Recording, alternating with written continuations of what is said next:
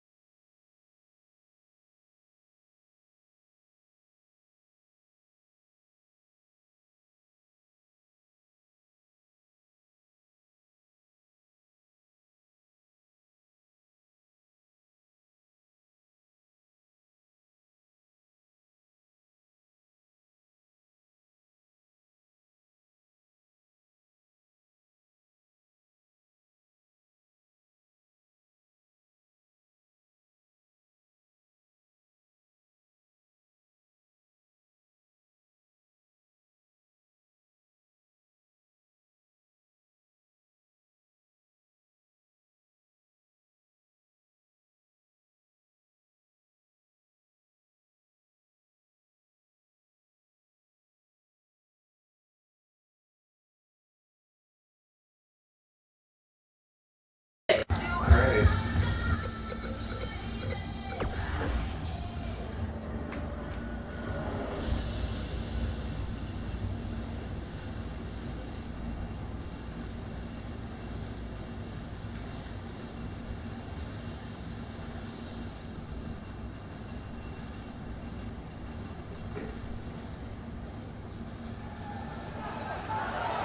Welcome everybody to another exciting episode of AHHWF, the internet's favorite asterisk wrestling promotion. And we are live at the elementary school gymatorium in Rosemont, Illinois. A favorite spot of mine. Been there many times.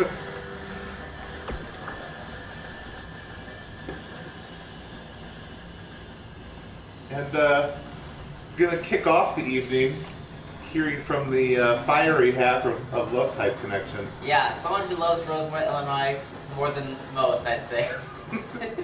A pretty big fan of Rosemont. You know, well, good cuisine. Yeah, there was many times growing up that Charmander, saw Macho Man versus Ricky the Dragon Steamboat at the Rosemont Coliseum, and dreamed of someday achieving wrestling gold. They dreamed of someday being in an unrelated tag match. Yes. Because that's where they wanted to be. It is interesting though. This is the first time we've seen either member of Love Type Connection since the first week of the new season, since they actually lost that match to the Mario Bros, the Great Mario Bros, yes, as they're called. The excellent brothers of Mario. Yeah, I'm curious to see what this Rosemont, Illinois lover has to say here tonight.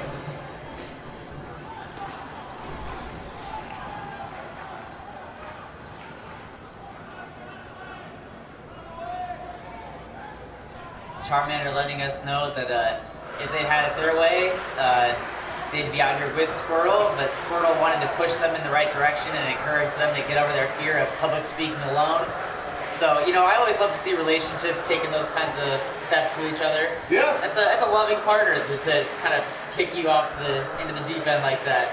Well, that's the thing about Love Type, is together they make each other stronger. Yeah, Squirtle cares about Charmander's development as I almost said human being, but that's not right. Yeah, well, they lift each other up. Yeah.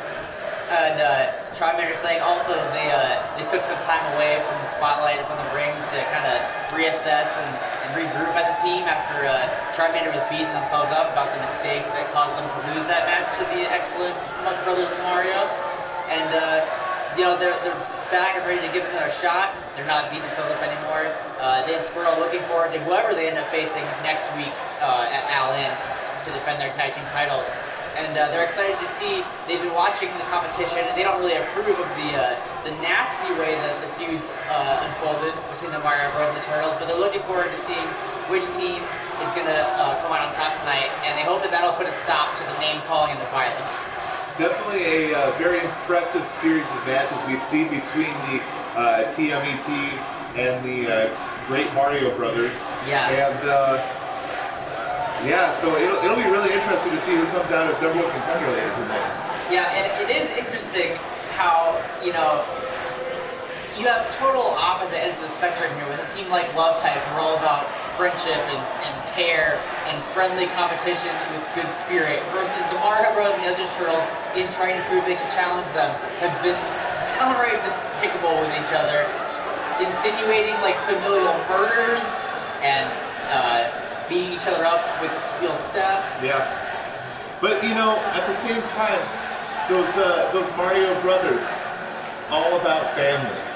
That's true. That's all it is. It's all about family. I think we can make an argument that all three of these teams are all about family. Ooh, that's an interesting take. Yeah, I mean, the Turtles are also a familial unit. And, yeah, so there we go. We heard from one half of our tag team champions, looking to clear the air about, some mistakes made earlier in the season, where they've been, and yeah, so they announced that the winner of this tag match tonight is going to once and for all decide who challenges Love Type. No more of these petty squabbles. This is going to be what settles it.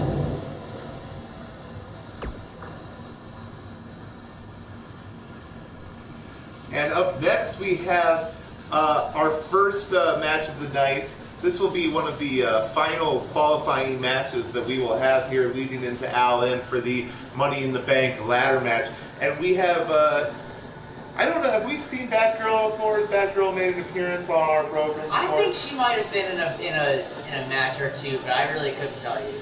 Well, either way, looking to make a statement here tonight, and facing off against newcomer Lara Croft. Yeah, who I've heard is an impressive athlete on the independent scene. Yeah, actually a winner of season 4 of American Ninja Warrior. Ah, nice. Yeah, I had heard about her extensive rock climbing training over in Canada. Yeah. So that'll definitely bring a unique skill set to the ring here. Yeah, and I'll be interested to see what Batgirl has to bring here. You know, I mean, we've gotten to see a little bit of Batman so far. Had a decent showing in the over the top rope Judge Purge number one contender battle royale, but it's yet to really make waves here in AHHWF. It did take 2 other competitors to eliminate Batman. That is true. Raphael teamed up with somebody else and threw him over the ropes.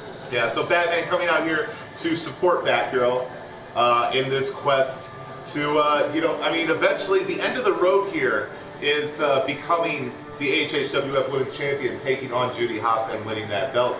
Either one of these competitors could be a champion very soon.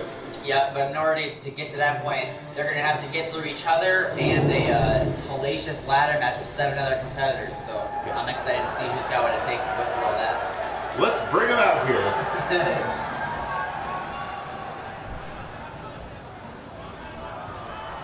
Whoa. The That'll certainly following make a first impression. is scheduled for one fall. I don't think we've had anyone that's come out and done a cartwheel on our stage before. I don't think so. We need more cartwheels around here. I agree. You mean Shrek in his debut had a pretty impressive little like kip up off his head, but he didn't cartwheel. Yeah. And like some would say, some wrestling analysts would say that if he had done a cartwheel on the stage, he might have won that match last week. Well, you know, that was the strategy of many of the sports legends. Yes, but before the Rumble in the Jungle, little known fact, Muhammad Ali did like 17 cartwheels on the way there. Yeah. And there's another one. All right, yeah, now she's definitely going to win. 2 cartwheels on the way to the ring. I don't see how Batgirl can compete with that. I don't know. We'll have to see how Batgirl's efforts is. Yeah, that's true. If she does 3 cartwheels, then I think that'll seal the deal here tonight. There's just no way around that, man.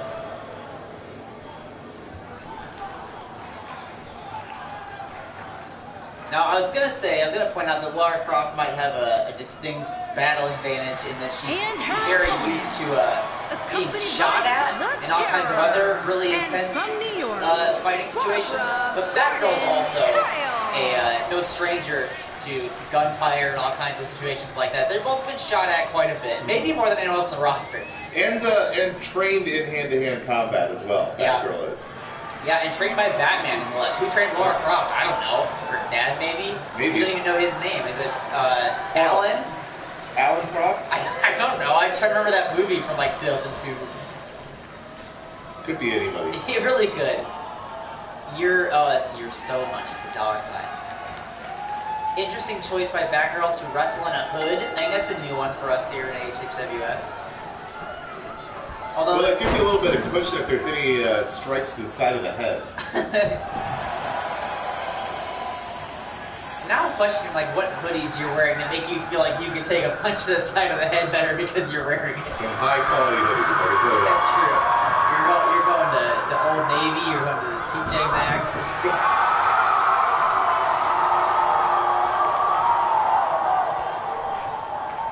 You know, maybe it's also part of the strategy to avoid, you can't pull the hair as easily if it's concealed by the hoodie. That is true. Whereas Lara Croft's got to worry about that long ponytail getting stepped on or caught in the road or all kinds of things. A drop kick to the back there in the corner. And then sending Batgirl to another corner here. Running strike Batgirl out of the way. Yeah, you brought a great point earlier that both these two are about even in terms of experience. 1, years of being a crime fighter. 1, years of being an explorer / like probably still a crime fighter. Like I mean, when you're an archaeologist, you end up fighting a lot of crime. That's well, I'm just imagining the people that like try to fight archaeologists and explorers are probably not like do-gooders. Yeah. Like they probably also like. Yeah. Exactly. So far, Batman not getting involved other than cheering. That's actually more emotion than we've seen out of Batman in like 10 years. That is true. But Batman, very happy for Batgirl in this situation, You can see the expulsion. What a word, did I just make that up? You made it up, but at least you made up a good one. Yeah. It makes sense if you think about it. I got it. Batman won't be happy to see this, though. Batgirl being held in my brain is shorting out, and I can't think of what that hole is called. That's too bad, because you are our former wrestler that's supposed to have all that knowledge. Yeah, well, no, typically, actually, Ben, the former wrestler is just there to provide color commentary. They're like, well, the play-by-play guy is the one that handles the movement, which is really good backwards when you think about it. Yeah, well, that's why we're a better company. Well, we were until I couldn't remember the name of that hole. Yeah. Now, I don't think we can play much of it.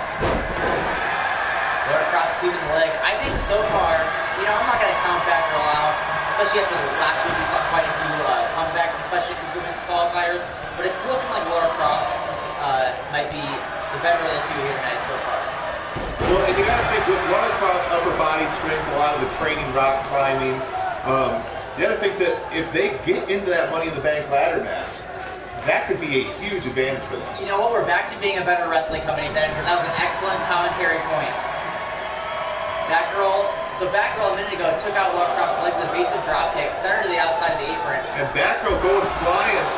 Oh, that part of the that part of the plan didn't pay off. I was gonna compliment, take out the legs, send her to the apron, stuck her off the rope, send her to the floor, and then go for the dive. But then you can't really afford to miss a dive like that, because that thing's like whatever's about to happen here can happen to you. Or okay, she escaped that fate. Oh, and getting dropped on the steel steps there. That ankle is gonna hurt like a son of a bitch.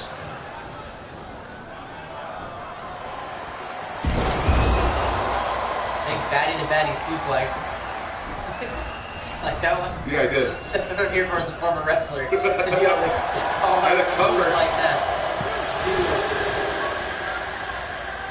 It's really good for Batgirl's chances in this match that she's avoided the fate that so many our women's wrestlers here have faced. Once you're outside that ring, getting thrown into the barricade of the steps. And a little sploder suplex action there. Sploder. Will that be enough? Nope. Lara Croft's still fighting. But Lara Croft's back against the wall here. And you know what they say about two men with their backs against the walls. They turn around and run up and do a cool flip off that while shooting people. Good call. This right here. So really it doesn't matter whether it's her back or her front against the wall, because either way it's just gonna do a flip. Lara had a little bit of offense there with that swift uppercut, but back on the ground again. Batgirl, maybe she learned this trick from Batman while he's interrogating supervillains on the streets of Gotham. Just put your boots up against the side of the head while you're pulling on the arm. Now going up high. Another dive. This one pays off. Big splash. Lola, she hurt herself on that one. You'd think with Gotham might have more experience jumping off of high things. Two. Not enough. That actually does bring up a good point though, Ben, because you did raise that Lara Croft would be great in the ladder match, their climbing experience, but also Batgirl has probably scaled some buildings. And look at this, Lara's got an arm breaker locked in. And she's been working that arm throughout the match, so this might be a strategy she's going for. Maybe she knows something we don't about Batgirl's weaknesses. Plans for the big DDT. Got a little bit of the momentum back on her side. Yep, she's remembering who showed up here with cartwheeling. Lara Croft on her back. She pulls up with a big tap kick. Batgirl's trying to escape the ring. I think she knows she's in trouble here if Lara keeps building up this head of steam. Big right hand, just like Alan Croft taught her. Yeah.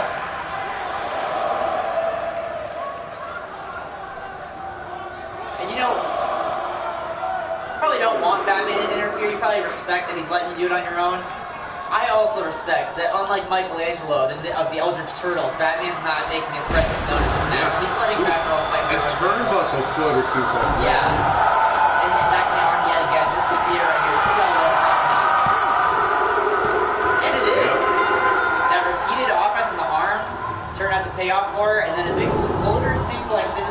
fall rope. That's going to be enough to take out anyone. I'd be done after that. Yeah. I wouldn't keep fighting. Well, and I think that after this match, Lara becomes a really, really major favorite in that Money in the Bank ladder match. Yeah. She's gonna. Nope. There's no good pun. I was gonna look for something, but I couldn't find it. But all funny business aside, Ben, we might be looking at the future Miss Money in the Bank and the future HHWF Women's Champion. Yeah. Lara Croft. That's very, very likely. But of course, we still don't know the entire lineup yet of that match. That's true. There could be some competitors added to it that could change the makeup of everything in that. Yeah, it can still change drastically. So right now, Lara Croft is joining Wonder Woman, Moana, She-Go, Samus, and Elastigirl. So only 2 spots remain to be filled, and those will both be filled here tonight. So Yeah. by the end of the night, we will know all the competitors in Women's Money in the Bank, and I can't wait to see that match. Oh, it's going to be awesome. That, as if there wasn't other great matches on that card at All In, that match alone is the reason to tune in next week. Yeah. YouTube.com/AlienHappyHour. You know that because you're watching it right now. And Lara Croft celebrating that hard-earned victory, and you know, if she brings those 2 cartwheels to that ladder match, boy, I don't know, it might be all said and done in her favor. Yeah.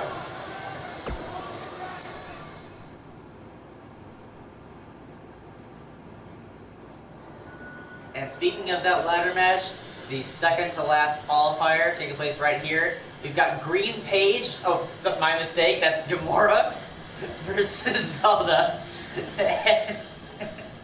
Sorry, couldn't help it.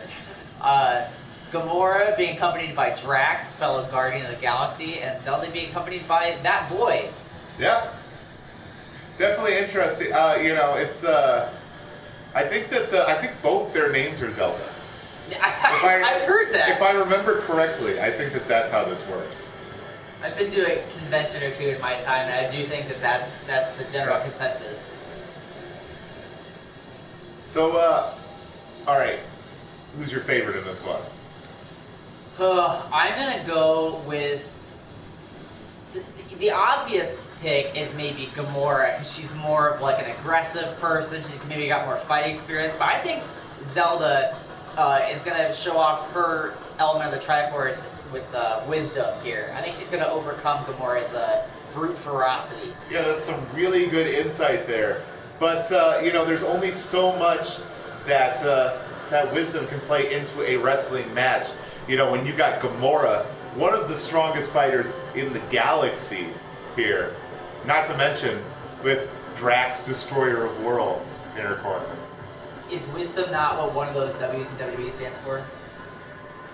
It might be, but that's not WWE. This is AHHWF, where it's is Alien the W Happy Hour not Wisdom. Alien Happy Hour Wisdom Asterisk Federation. To let you know that our superheroes don't really have wisdom, but like some sort of simulation thereof. Yeah. Liz, who do you think is going to win this match, Gamora or Zelda? I don't know. And that's the kind of big bucks we pay you for. Definitely expert insight from our locker room commentator, Liz. You know, you bring up a good point that none of us can truly know. Accompanied by the Destroyer.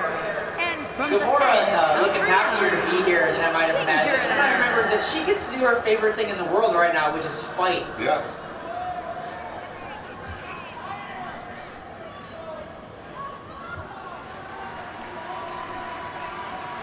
Always stoked to just beat somebody up is Gamora. And yeah, I thought that she was gonna have Drax as her manager, but I can't see him. Did he not show up? He was walking out with her originally. No, man, that was some timely humor from Infinity War. Coming soon to Netflix or something. And from Elysian Fields. I don't know. I'm a meme. Zelda coming out and waving like the regal royalty that she is. Link doing a quiet little wave to a kid in the front row too. That's nice. He's a favorite of the kids. This is actually, I think, his first appearance in HHWF, unless I'm mistaken. It may be. I think that's true. Zelda's music is very soothing. Zelda has like the exact opposite effect of Gamora. Well, we'll see how these two styles clash right now. Wow, off to a big start. Big reverse STO and a big roundhouse kick to the chest. Gamora's not playing around with Zelda. Gamora's going to show her what she thinks of her wisdom. And that is the knee in the back of the head while posturing and taunting. That's something that can only come from the daughter of Thanos. Yeah, very demoralizing. Wow, Zelda showing off her own wrestling prowess though. The drop down and big back body drop. Something right out of the 80s.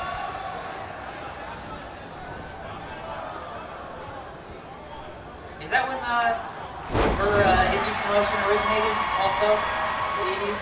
Yeah. I think so. Yeah, I'm pretty sure that's right.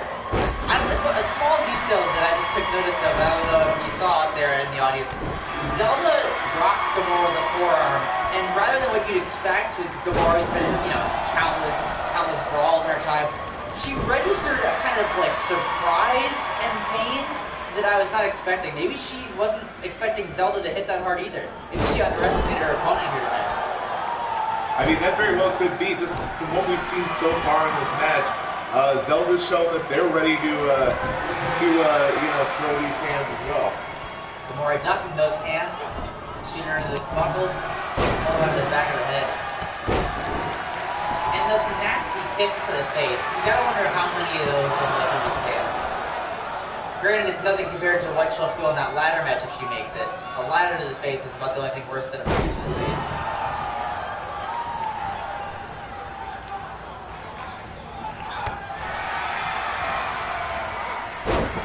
Zelda taking advantage. Kick to the back of the leg and a big Russian leg sweep. Gamora is wishing right now that she had Link's big shield on her back to protect her against moves like that. Yeah. However, Brian did a great job here tonight, getting with that count right away, not dilly-dallying.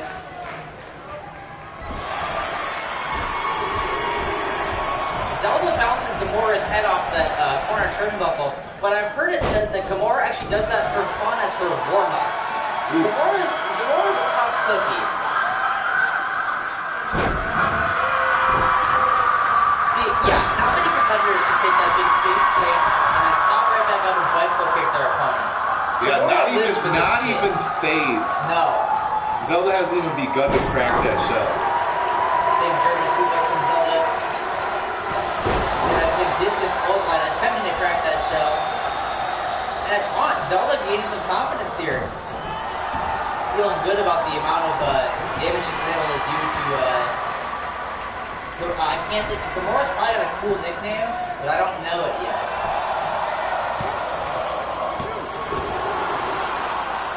Drax and Link, both being attentive managers.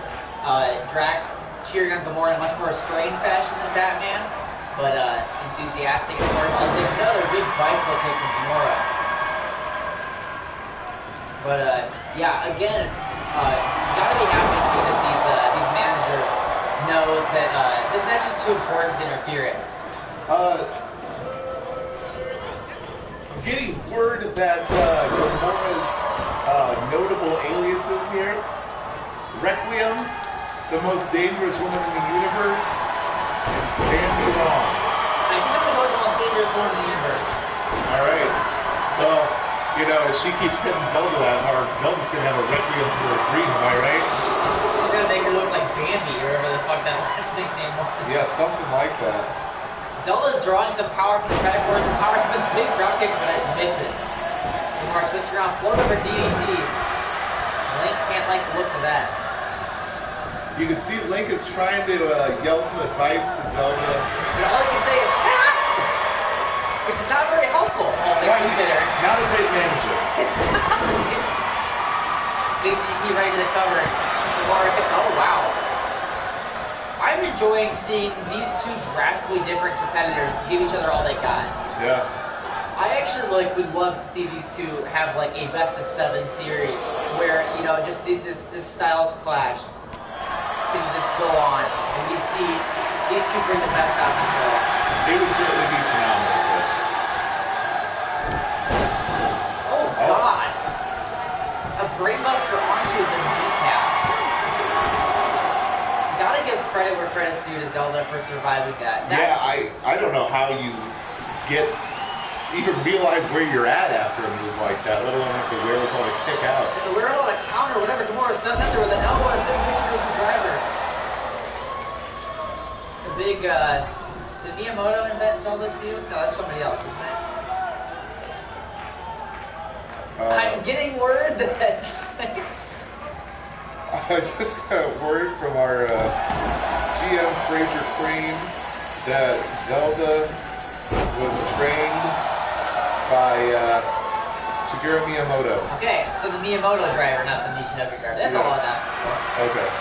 Gamora cover here, Zelda pushing her off. Gamora has really been showing off his educated feet here tonight, and Link turned to the audience and comically woofs at the sheer impact.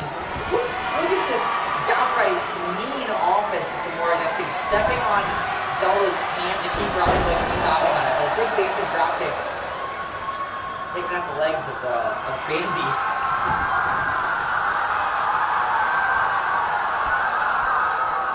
Ooh, and a bow sharpshooter here. Yep. Right in the middle of the push her way out of it. Breaks the distance between Zelda. Goes right back in though. And folks on the leg. So Zelda has shown some incredible resiliency in this match, not letting anything keep her down. But, I mean, Gamora does not seem phased at all by any of Zelda's offense. That's true. And I like Zelda's strategy here of attacking the legs, considering how much Gamora's been using that for her offense here tonight. But, yeah, I don't know. You'd think that if things are going the way Zelda would like, Gamora would have slowed down a lot more than she has so far. But I won't count Zelda out. She has a lot of experience fighting green people in a certain lead, and that one even has no syllables. So, that gets up a lot. And never mind, a second brainbuster on the knee, and Zelda's going back to high roll with an L. And Gamora's moving on to climb that ladder, maybe win a Money in the Bank briefcase, and become future AHHWF Women's Champion. Can you imagine Gamora versus Judy Hopps after what Gamora just did to Zelda? A similar, easygoing competitor? Yeah, I mean, I think if you're any of those other competitors in that Money in the Bank ladder match and you're watching this one, you have your sights set on Gamora right now. Yeah. Do not turn your back on her. And don't let her drop your skull underneath. Yeah, that's another good call. That is honestly the #1 strategy in that ladder match now, is do not let her drop you on your head underneath. Here is your winner, Dangerous. The most dangerous woman in the universe is here in AHHWF. She's made her way to this gymatorium, and I have a feeling, Ben, that nothing's going to be the same.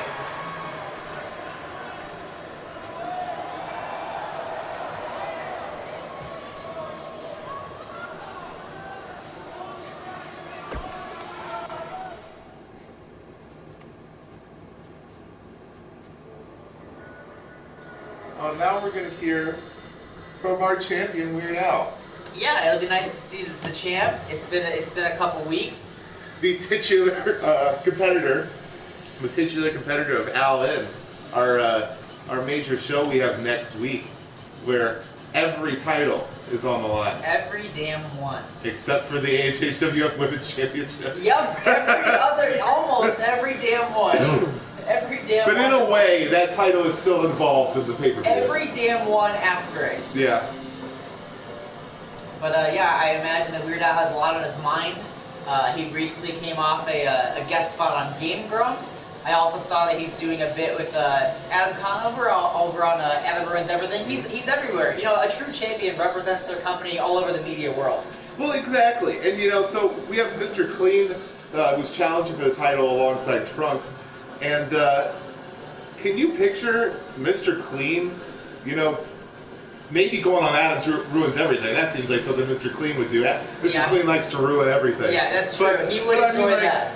Is Mr. Clean going to go on the talk shows? You know, go represent the company in a good fashion? If he does, we can't trust him not just berate like Kathy Lee and Hoda. You know, like he'll just be like the biggest jerk. Well, yeah. I mean, the minute they spill some red wine, I mean, he's going to be pissed. Weird Al wanted to start things off by saying before he says anything else, he wants to apologize to his friend Trunks for not having his back when Mr. Clean jumped him after their exhibition match. But that was not intentional on Weird Al's part. It was just one hell of a kick from his buddy Trunks. Yeah. Which, you know, that was our theory at the time. It was just that maybe after a big payload like that, he didn't know where he was. And Weird Al's like, that was indeed the case. He would never abandon his friend Trunks that way. Well, and nice to come out and, you know, address it. Even though he has to go up against Trunks here at Allen, it's nice to address it, still have a little bit of civility. Yeah, and he says he doesn't want to make excuses for that, and he is looking forward to competing with Trunks for the men's championship next week at Allen. But he can't say the same about Mr. Clean.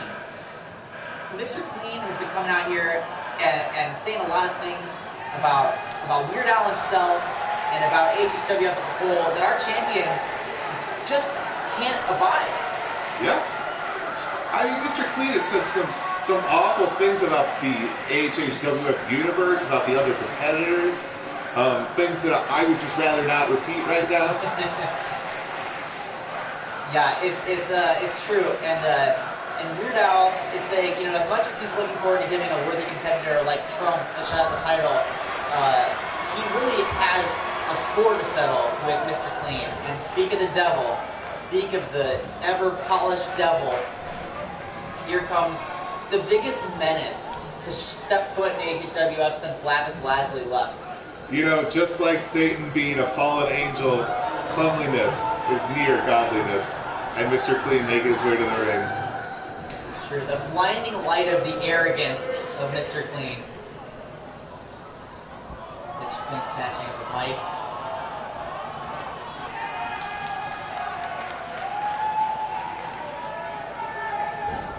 Mr. Clean saying, you know, it's good of you to finally show your face after you've been running away with your tail tucked between your legs for the last 2 weeks. After, you know, Mr. Clean beat him the first week of the new season, and then attacked and embarrassed his friend right there, and Al didn't even do anything. Which, you know, I feel like Al already addressed that, so Mr. Clean either didn't listen to his competitor's promo, or is just being a dick, which either one is highly likely with this guy. Yeah, I wouldn't doubt it. And of course, and Mr. Clean just kind of taking some cheap shots, attacking Weird Al for his hair. Saying his hair is dirty and disgusting, and he should shave it off so he can be beautiful like Mr. Clean. And Al is firing back and saying, you know what, I faced a lot of competition here in HHWF, and I've always done it with a smile on my face, but you're the first person that's really made me mad. You know, you want to call me a dirty hippie, that's fine, I call myself weird. But you come out and insult these people, I love these people.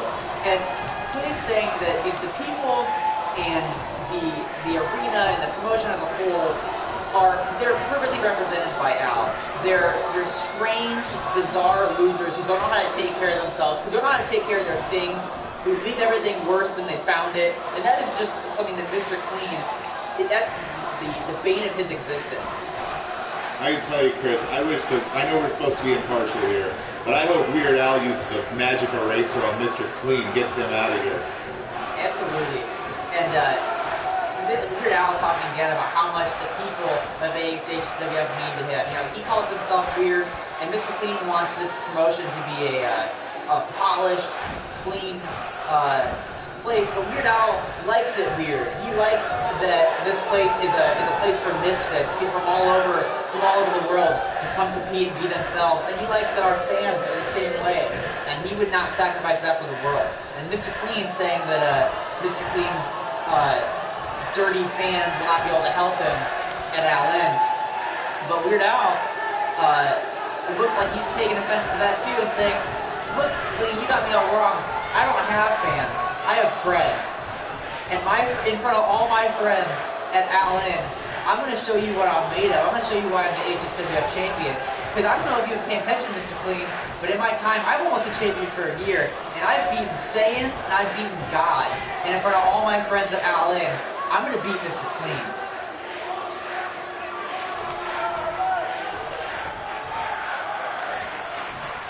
Mr. Clean's come back here a little weak, just saying as if. I mean, maybe a little thrown by Weird Al's words. You know, a little more impassioned than he expected the champion to be. You know, there has been a little bit of criticism around Al, saying, well, he's been there's definitely a quantity to his title reign, maybe not a quality. And, you know, so I think that maybe Mr. Clean is thinking that Weird Al has become a little lazy, a little lackadaisical, maybe just like, you know, doesn't really understand what he needs to do to keep the title, and thinking that he's going to have an easy run of it. You know, he did come out here and beat Al, but I think Al losing for the first time in AHHWF, I mean, I think that awoke something in him. I think he realizes what he has here in AHHWF, what he has with all his fan friends out there in the crowd, and what he has with that belt around his waist, and he does not want to lose it, especially at the championship in front of his hometown of Albuquerque, New Mexico, at the show named after him. And like you said, you know, this is now, like you said, it's always been, you know, this is a Weird Al loves coming out here competing, but like this is personal now. Like no one's ever like pissed Weird Al off, and now I think if Mr. Clean wants to see a tougher, more urgent Weird Al, I think he's gonna get it. Yeah. And on top of all that too, we have Trunks added into that match too. Yeah. Former Judgeburg champion. Yeah, it'd be a disservice for either one of those competitors to get too caught up in their personal beef and forget about Trunks, because he's gonna be a just as imposing of a figure in that match. Well, and coming up next year, we have a exciting exhibition match for you. Two of the real breakout competitors in last week's Judge version number one contender over the top rope battle royale. And Todd Howard ended up eliminating the favorite in that match, the android that retired the Undertaker, Android 17. Yeah, which took us all by surprise and was the onus for this match happening tonight. Android 17 asked for a one-on-one match because I don't think 17 himself could believe what happened last week, being eliminated by Todd Howard, and I think he wants a chance to prove that was a fluke, and maybe honestly just to take some straight-up revenge on Todd Howard, because that's the kind of person 17 is. I don't think he takes losing very lightly. Yeah, a real grudge match here tonight on AHHWF.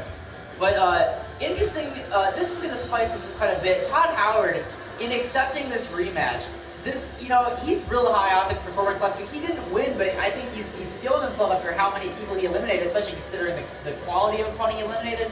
But he told 17, look, I'll take your rematch, or your singles challenge, but only if I win, I can port Skyrim to you, Ben?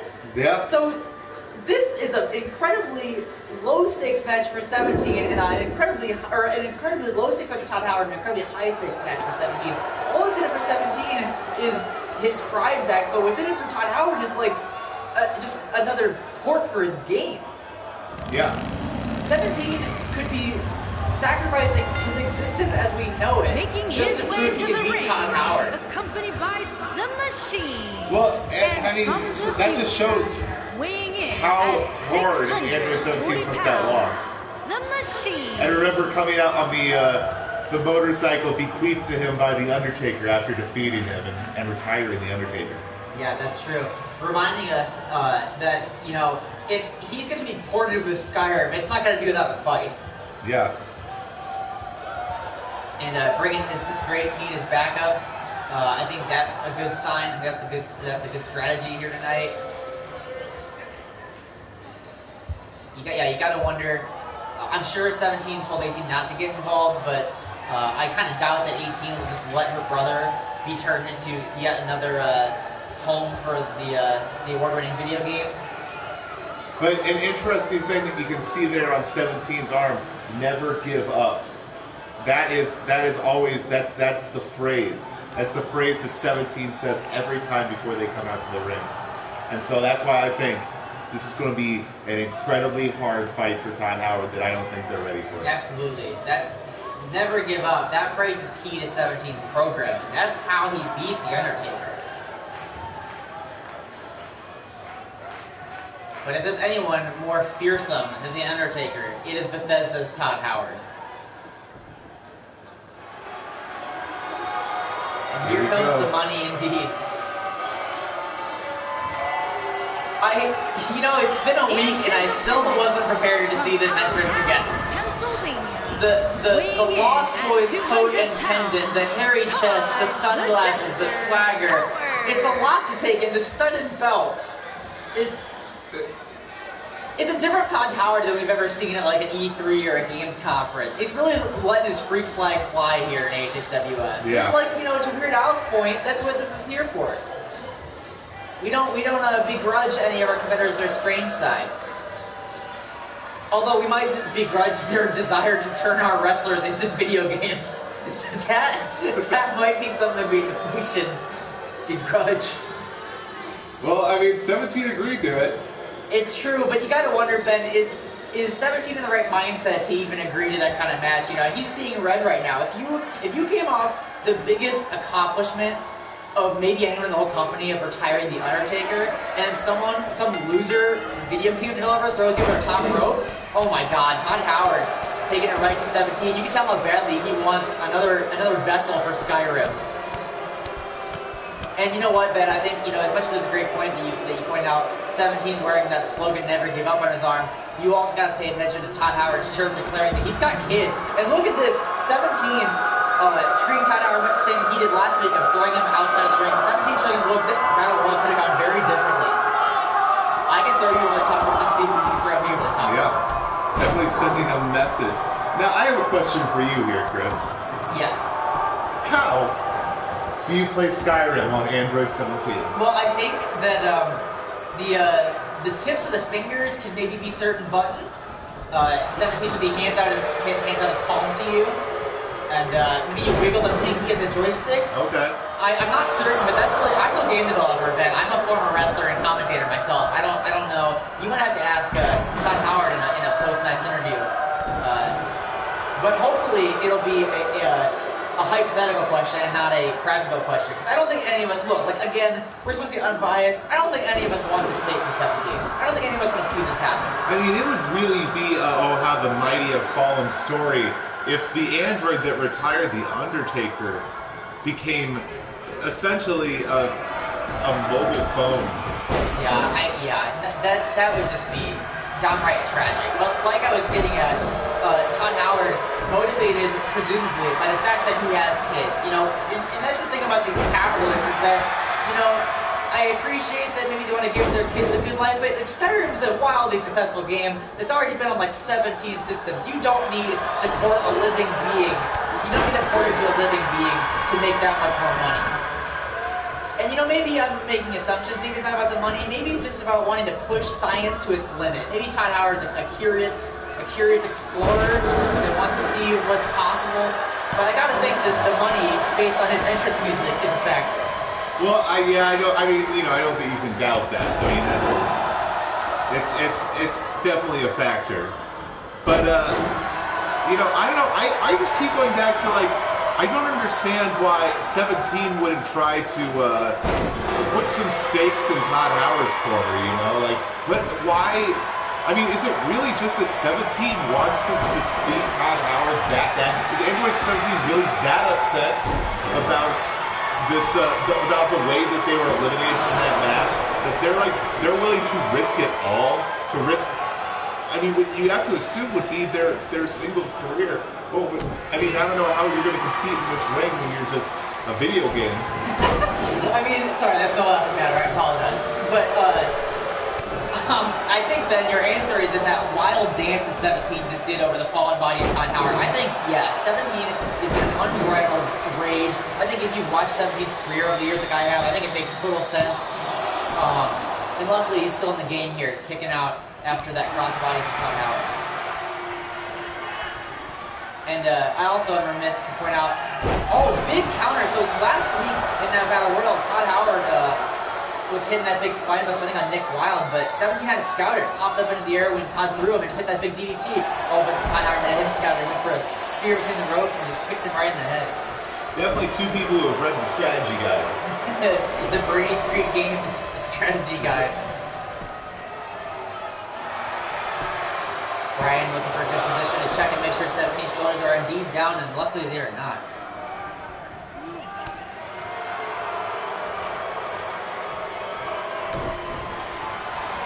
Set up here for his finishing maneuver. That big stomp.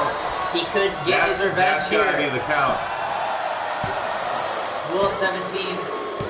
Yep, 17 saves his existence and gets his revenge on Todd Howard. Thank God.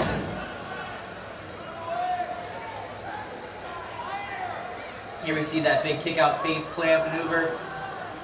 Could have had it there, but Todd Howard showing his resilience.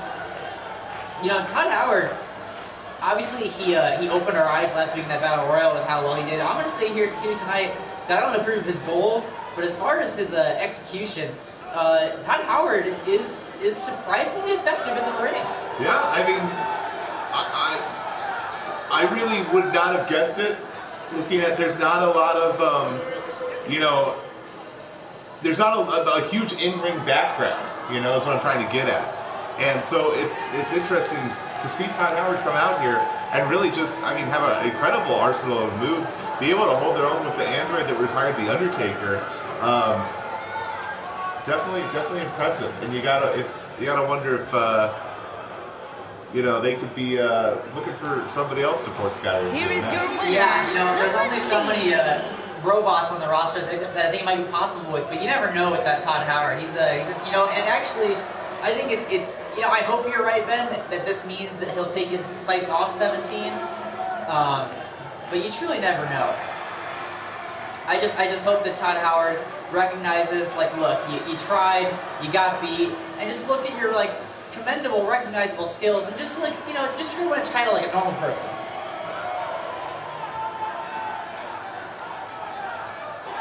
But 17 posing victorious and living to play Skyrim another day and not become it. Now this is a match that I am incredibly excited to see. We are finally going to have an answer to this little tag team war we've been experiencing for the last few weeks between the Great Mario Bros. And the Teenage Mutant Ninja Turtles. Yeah, and that's why next week at All In, will we have the Great Mario Brothers versus Love Type Connection, or will it be LTC versus TMET? You know, and this is actually the first time that we will be seeing these tag teams compete in their usual style in a tag team match. Yeah. People that have been keeping up with the show will know that they've been trying to settle this beef between the two warring families in singles matches, with Mario facing against Leonardo 2 weeks ago, and Luigi facing against Donatello last week. The Mario Bros. Won both those matches, and in like a certain world, you might say that would like settle the debate. But I think that, you know, it is fair to say, look, singles matches do prove something to an extent, but if you're in a feud as two tag teams in the tag division having a beef, it makes sense to settle it in a tag team match.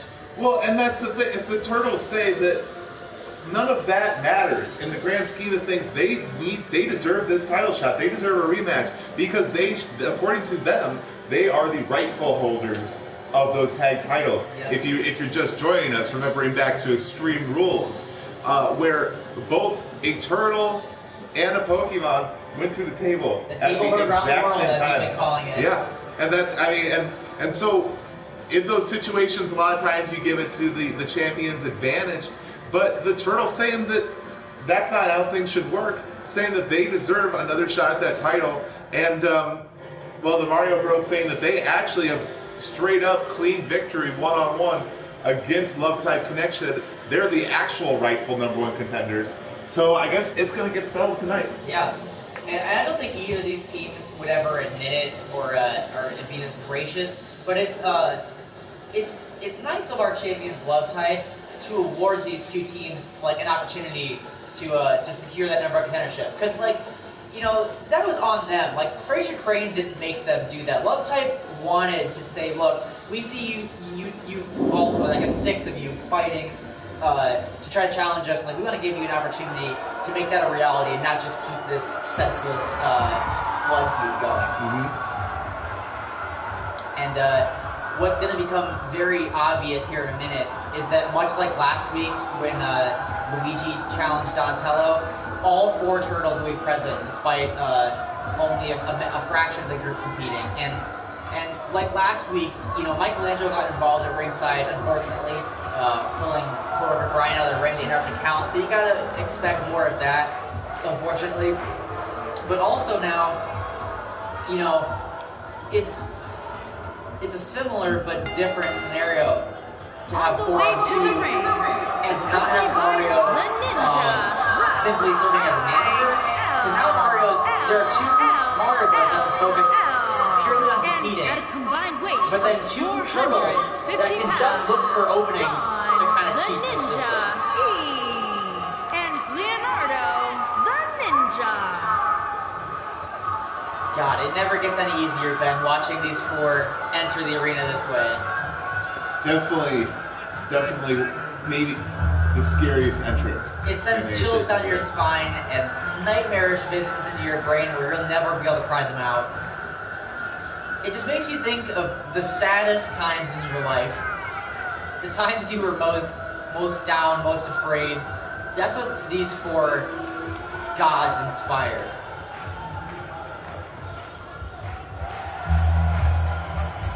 And there's the leader of the outfit there, Leonardo, that kind of started this all by calling out Mario, interrupting his celebration after the Mario Bros. Beat Love Type, pointing to his heart, which I'm not sure he has as a terrifying Eldritch God. Raphael is...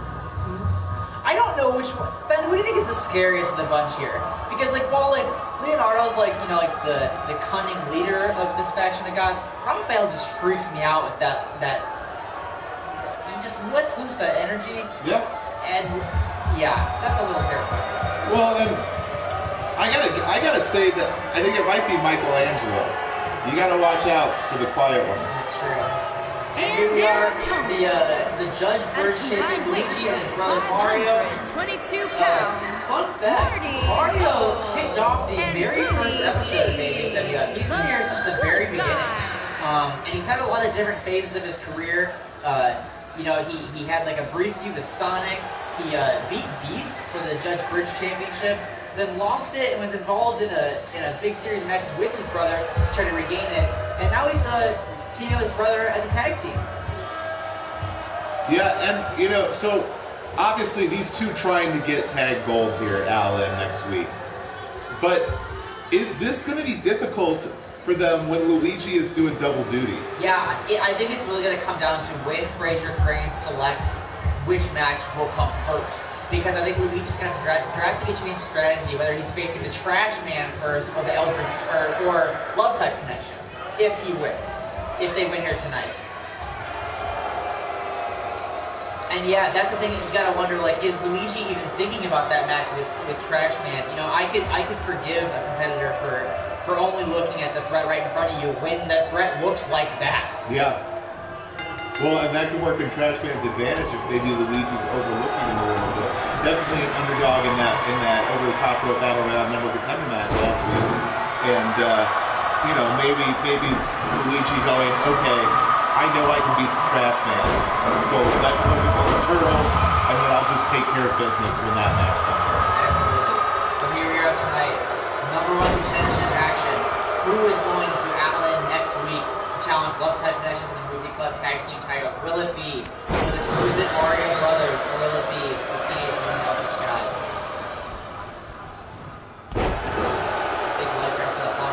Then I noticed something while you were discussing Luigi and Trash Man that I think is worth pointing out.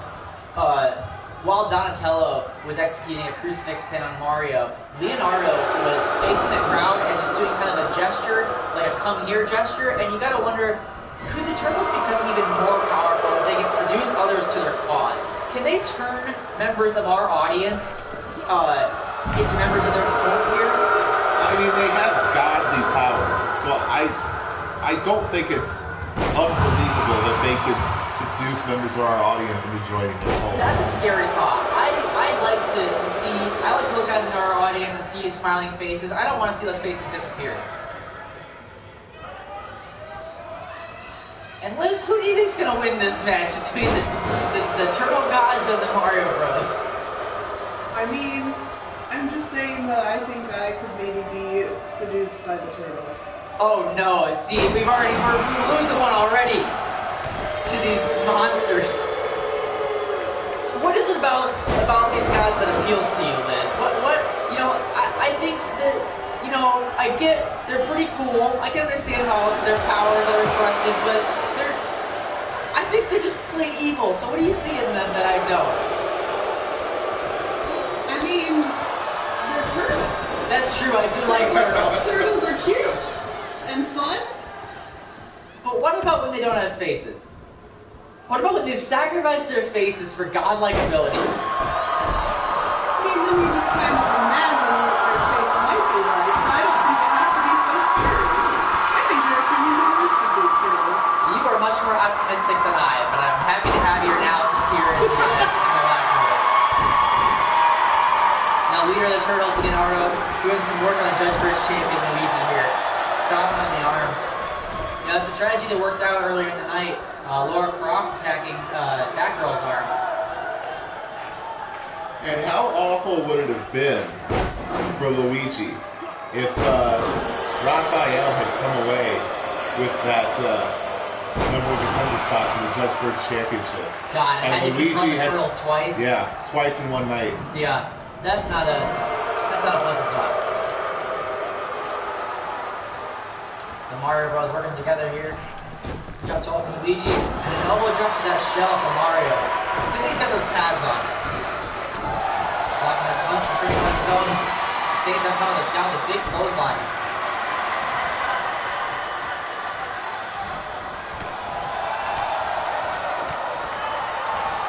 And this is, I believe, the first time we're seeing Donatello and Mario square off with each other, considering that it was, oh god! Donatello taking full advantage of the ring, draping Mario, throat first. Oh wow! Look at the teamwork from the bros. A low bridge. Oh, Donatello making him pay for it. The crowd letting them hear it. Yeah, you know, neither one of these teams are particular fan favorites, but I think that overwhelmingly, our fans that are not yet seduced by darkness prefer the Mario Bros.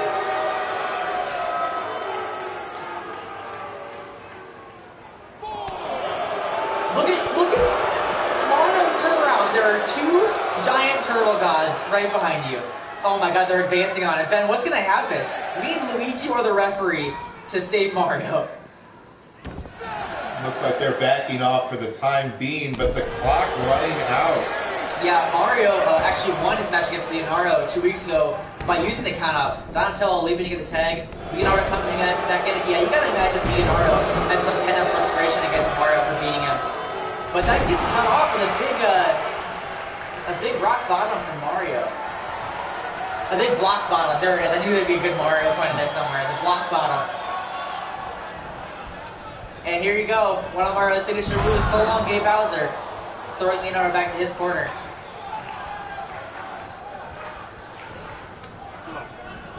Into his corner. I gotta say, the Mario Brothers have done a fantastic job of working together here tonight. You know, the Turtles have been there to back each other up, save each other from troublesome situations, and provide backup, but they haven't really been executing like the kind of like tag team maneuvers that the Mario Bros have. That low bridge was incredible. Yeah, well that's, I mean, you know, they fought alongside each other since they were young kids. You know, it's hard when you have that connection that brothers have. Look at Michelangelo baiting Luigi in, and Leonardo taking advantage of it. They missed the boat ride. This is despicable. I'm sick of seeing these turtles. They already are gods. They're already privileged competitors, and yet they keep cheating and using their numbers game to their advantage. Big Nagi slam from Leonardo, really just like delivering a beating to Luigi. He can't even stand up straight. Oh no, the Sister April. Oh, just right, there's no place. Wow. You know, that's why Luigi's Judge Bridge champion. He's taking a lot of punishment from an unfair number of turtles and still kicking out, still surviving. Because he knows how much this means to him and his brother. If they need to secure Luigi, think about it this way. Most of us don't want to do our job once in a day. Luigi's fighting for the opportunity to do his twice. He knows he's going to defend the Judge Bridge title against Trashman and risk losing that championship. He's fighting for the right to have another match so that he and his brother can win another belt together. What a cheap shot from Donatello. Jesus. Yeah, I'm just gonna go out and say it. I'm pulling for the Mario Brothers now. Fuck this. And I just feel bad for Luigi right now. The Turtles aren't even letting him get close to his side of the ring right now. Yeah, Death Gun Driver. Leonardo stepping in to stop Mario. I'm gonna drink it. Damn it! Mario beside himself. Yeah. Yeah, I'm almost speechless, Ben. You know, the Mario Bros had a great showing tonight, and they did all they truly could. But when you're facing off against 4 turtles willing to do anything, I don't know what more these 2 humble plumbers could have done. Well, it's hard. I mean, you know, all right. So yeah, it's a tag match. It's 2-on-2. But in reality, who are we kidding? This was 4-on-2. It was. This was a really, really difficult test for the Mario Bros. Yeah, and I almost want to chalk it up to naivety on the part of the champions when they made this match, that they didn't think to specify that the Turtles couldn't bring their other 2 brothers. I think that Charmander and Squirtle wanted to invest in people, and they thought that maybe they would just naturally leave them behind or not take advantage of them being there. But honestly, after watching that, I don't think anyone can deny that, like, that's what led to this result. Michelangelo baited Luigi in, and then once they suckered him into that corner, then it was just an all-out assault from there, and Luigi never recovered. Yeah. And Leonardo stopped Mario from getting in to break it up and save him, and that's all she wrote. Yeah, and you know, Love Type has had a storied feud with the TMET, and it will continue next week at Al N. Yep, so that settles it. Next week at Al N, for the titles, it'll be Love Type Connection versus the Turtles. And speaking of despicable, low-down people that I can't stand the sight of, here's Wario, out to come out here and say nasty things about our hardcore champion for the 3rd week in a row, I'm sure. Yeah, Wario, one of the most impressive debuts at the start of our new season. And, you know, while not beating Shaggy for that title, believes that that Shaggy was afraid of him. Has said a lot of things about how Shaggy, you know, had to cheat to beat him, and that Shaggy couldn't actually beat him in a one-on-one match. And, I mean, I'm not sure why, but Shaggy has not come out to respond to any of these things that Wario's been saying. Yeah, and if you take Wario's word for it, that's because he's broken Shaggy. He's broken his belief in himself, he's broken his will by exposing his weaknesses. That's what Wario thinks. I don't know how to feel, Ben. I admitted last week it might be a possibility, because we've never, if there's been a week without Shaggy on this program, there haven't been very many of them, and it's definitely never been because someone called him out. Shaggy's always been there to defend himself, stand up for himself, and like that just hasn't been the case lately. So like, you know, I hate to agree with Wario, I hate to think that he might be right, but it is possible. Well, I mean, what kind of decision does our GM have to make if Shaggy doesn't show up for Al N? Yeah, I mean, you don't want to disappoint our fans by not having a hardcore title defense, so if he really has lost his moxie, then like, the title might have to be vacated if Shaggy's not going to come back. Wario telling our fans to shut up and listen for a minute. He's not going to yell over you loudmouth idiots. That's, you know, par for the course. You know, we've had, you know, as many great newcomers we've had in this promotion so far in 2019, we've also had an unfortunate influx of people who don't respect our viewers at all, or our other competitors. People like Mr. Clean, people like Wario, just coming out and saying whatever they want, and not caring if they hurt feelings along the way. But unfortunately, he's not going to leave it at just insulting our fans. But yet again, who could have guessed it? He's talking about Shaggy. And he's saying, look, I've given you every opportunity. I've said a lot of terrible things about you, Shaggy Rogers, and I've given you every opportunity to come out here and say to my face that I'm wrong, and you haven't. So what does that mean? And he's just rubbing it in the faces of the fans. He's like, look, I know Shaggy's your favorite. How does it feel to have your favorite be a coward? How does it feel to have a talentless favorite who can't win a match without cheating? How does it feel to have a champion who will not let me challenge him again for the hardcore title? Because he knows that if I can... Whoa! Finally, Ben! He's here!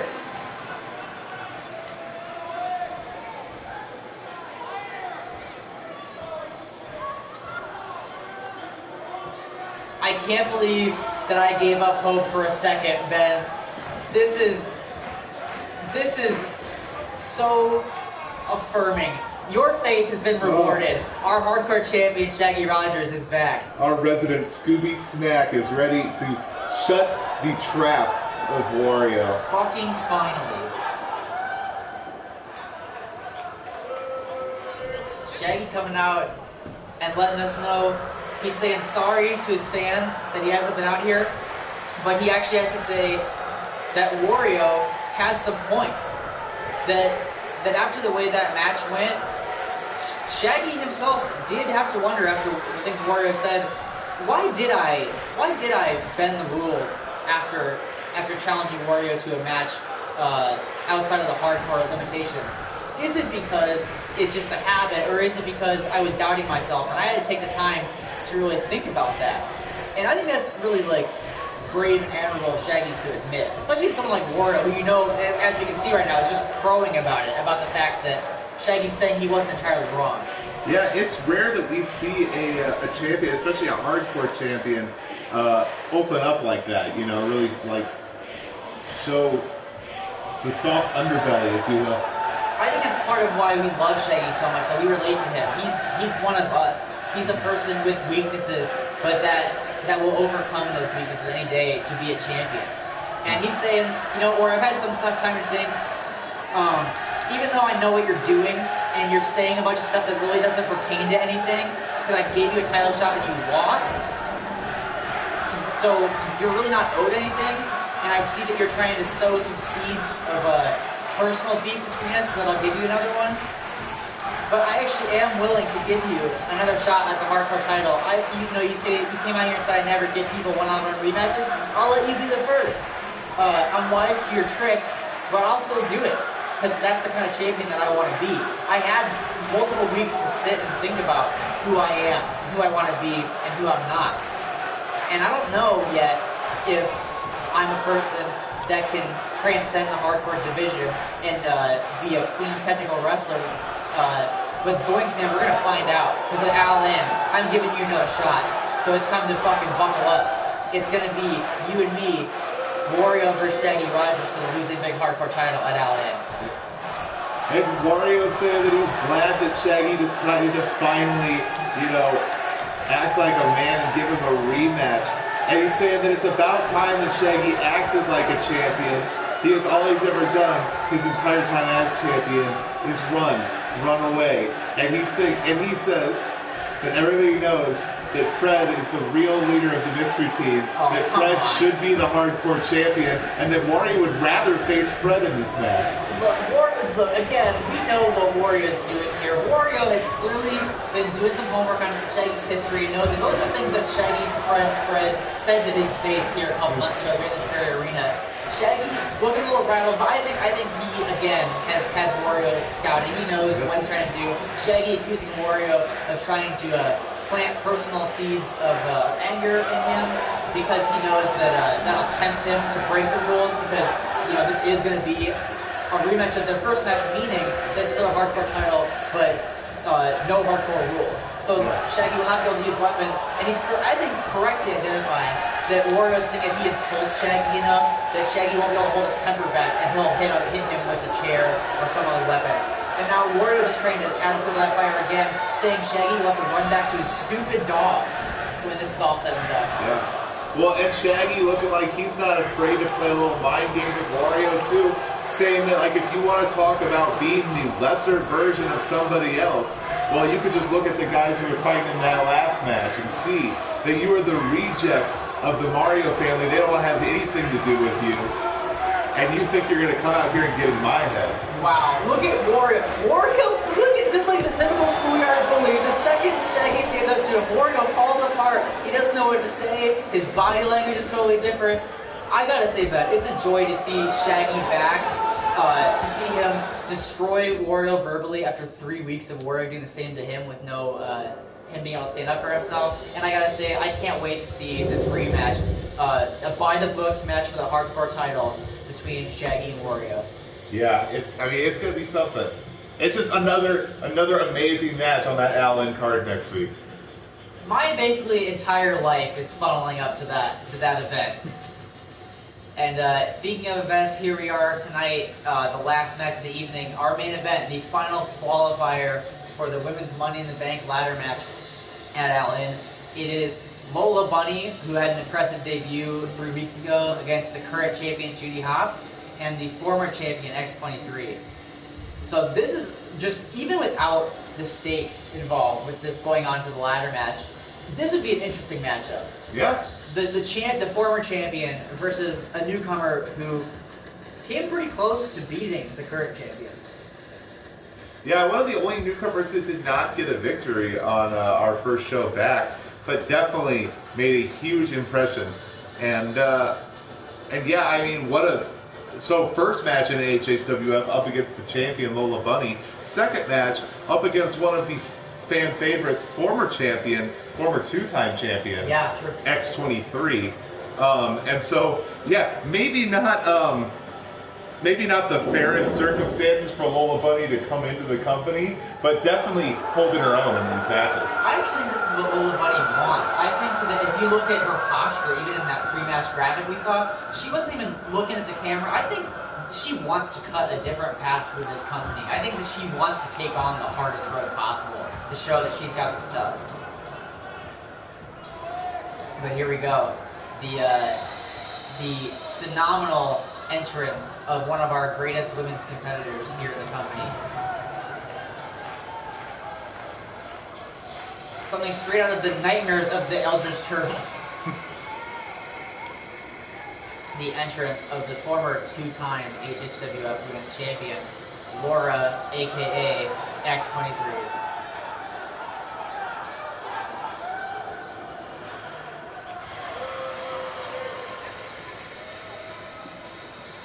And I believe, Ben, that this is the first time we've seen X23 in the new year.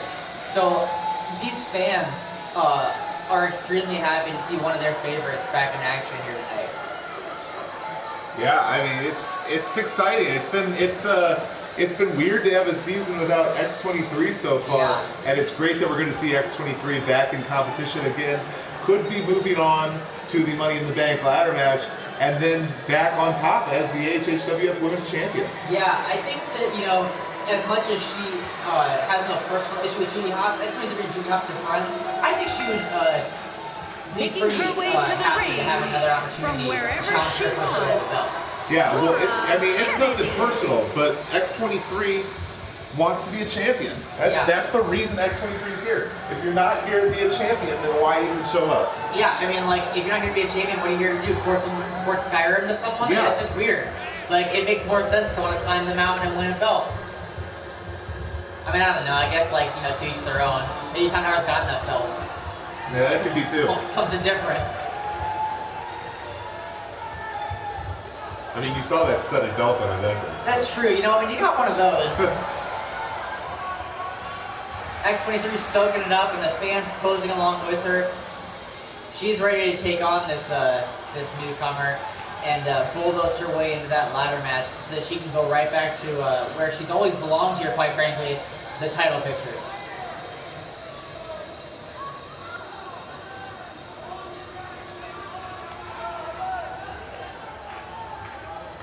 Do you think Lola Bunny is intimidated by this entrance, or do you think that that's not really her style and she's ready for this? Well, you know, it's hard to say. I mean, Lola Bunny did have to go up against the Monstars, so she's taken on some pretty intimidating forces before, but there is really nothing like X23. Yeah. Yeah, from what we've seen, I don't think Lola Bunny's very easy to shake. This entrance does a lot more of a number on someone like Lapis Lazuli, X23's most serious rival. But yeah, it'll be really interesting to see how these two match up against each other tonight.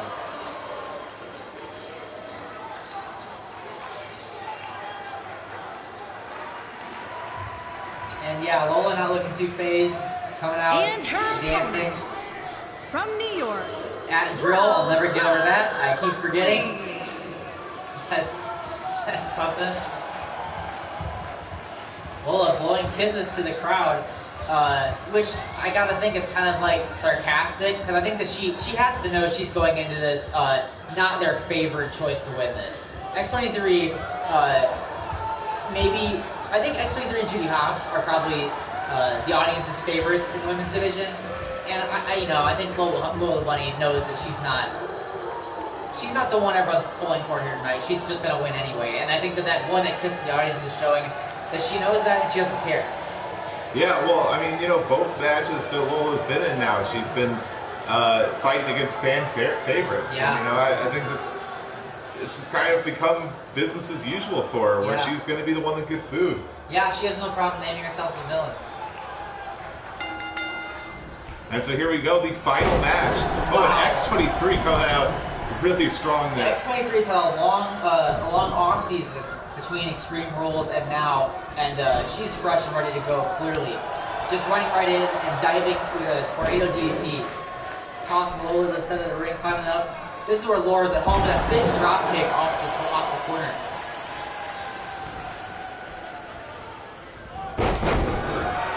This dragon screw from Lola. And a kick. Man, we've been seeing a lot of legwork from the women's division here tonight. A lot of very impactful kicks, and that is not the least of which. My God, just straight down the spine, and then a clubbing blow to knock her out of the corner. Big back suplex. Yeah, X23 looking like very crisp with a lot of his movements. Absolutely. Really, like, you can tell they've kept training, have not taken the day off, even though we've been off. Yeah, she has not lost a step whatsoever. Going up top again. This is her home. Waiting for Lola to get to her feet. She'll fall off here. Oh, she went for a spinning heel kick up top. That's a move that our hardcore champion Shaggy's been favoring as of late. But this one didn't pay off. Lola managed to get out of the way of that and is now taking over on offense. You often hear that wrestlers that favor the top rope offense, it's high risk, high reward. Yeah, well, and it'll be interesting to see maybe X23 keeps things on the ground here for a little bit after that high risk. Look at that fluid transition into that hold. Something's probably to be said for X23's healing factor. Maybe she can recover a little bit quicker from that high risk offense than others. Big German suplex. Lola definitely did not have to face any of that on the basketball court at the Monster. Oh, but she's ready to give X23 a spinebuster and a quick boot to the face. Wow, yeah. Lola's hanging with X23. There's no doubt about it. DDT to the leg. Is that what you call that move? I heard it called a DDT. Yeah. It ain't good. Is she attacking the... Oh, okay. Yeah, that's a regulation headlock. I thought for a moment that Lola was trying to pry the mask off of X23, which would be what a bold move. Wow, big roundhouse kick from 23. Setting her up. Oh, she went. I think she's going for a finisher there, the Westchester Slam. But Lola was actually out of it. Big hip attack in the corner. Yeah, so just a quick recap on the women's Money in the Bank playing field as it looks right now. It's Wonder Woman, Moana, Shigo, Samus, Elastigirl. Wow, big kick from Lara. Jesus. Elastigirl, Lara Croft, and Gamora, and then whoever wins this match right here. Obviously, our fans would love to see X23 in this, but Lola looking to have a huge, debut run here, if you will. Yeah. And try to win that Money in the Bank, and then take on Lola Bunny again and get that rematch. Yeah, I think it's going to come down to, who wants it more, who's really stronger, the person... Take on Wild House again, sorry. That's okay. Yeah. The person, who wants it more, the person who's already been champion twice and wants it a third time, or the person who's brand new and wants to show up and take over? Oh, wow, actually just stomp on the hand of Lola Bunny. That's unique. Well, that's her shooting hand, so... Oh, yeah.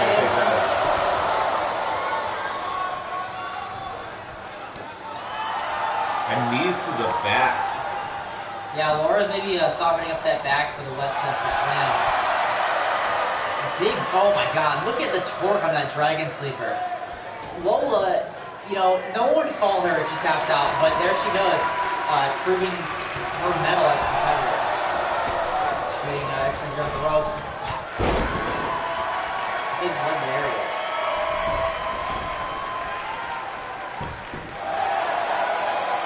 Oh, yeah, there you set go. up for a dirty pin. That, you know, the second time in her 2 matches so far that she's let us know she's not afraid to bend the rules and take on HHW's favorites. X-Ring firing up with a hip toss and regaining some strength and momentum. And here we go. This is where you never want X-Ring to be, in her zone.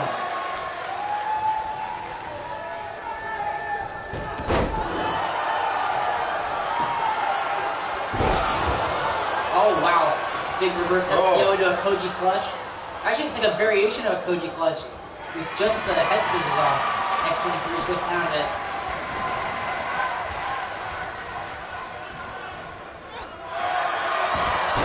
And that's the 3rd time in this match X23's gone for that heel hook. X23 able to get a rope break there on that though. First, Lola able to get a rope break on that. So X23 trying to go for a pin now here.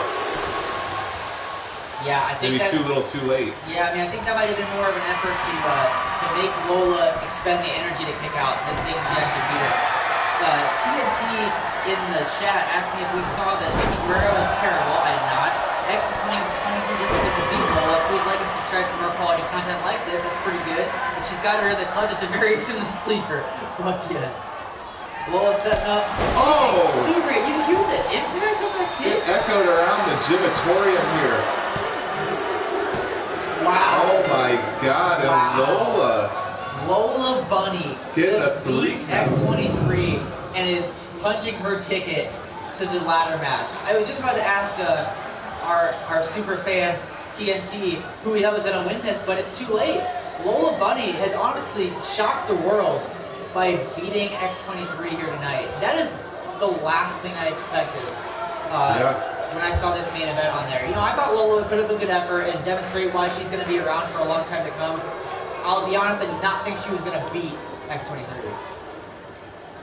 Yeah, a huge upset. And, you know, I don't like a lot of her tactics in the ring, but at this rate, we could not be too far away from a Lola Bunny HHWF champion. Yeah, you know, what would it, you know, that would be a hell of a story if Lola shows up on our first night, challenges Judy Hopps and loses, goes through X23 and a whole ladder match to win the briefcase, and has a rematch with Judy Hopps, Bunny versus Bunny, but this time the belt's on the line. That's obviously Lola's plan here next week at All In, and we'll have to see if she can make that happen. But she's gonna have to go through 7 other women to make that happen. Yeah, it is going to be an incredible night next week, so you do not want to miss it. There's going to be all the titles except for the HHWF Women's Championship on the line. There's going to be a Money in the Bank ladder match. All that at All In. Don't miss it next week. YouTube.com/Alien Happy Hour. Good night, Moon.